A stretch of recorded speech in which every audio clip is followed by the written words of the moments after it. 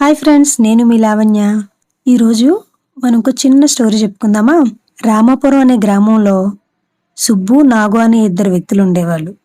వాళ్ళిద్దరూ ఎప్పుడూ ఏదో రకంగా గొడవ పడుతూనే ఉండేవారు. ఆ గ్రామంలో ఉండే ప్రజలంతా నీటి కోసం పక్కనే ఉన్న వాగు నుంచి తెచ్చుకునేవారు.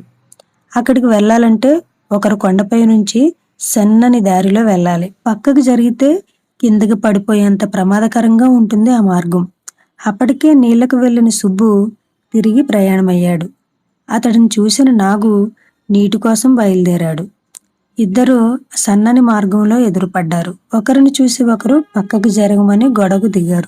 మాట పెరిగి కొట్లాడుకున్నారు. ఒకరికొకరు నెట్టుకోవడంతో ఇద్దరు కొండపై నుంచి కిందికి పడి ప్రాణాలు పోగొట్టుకున్నారు.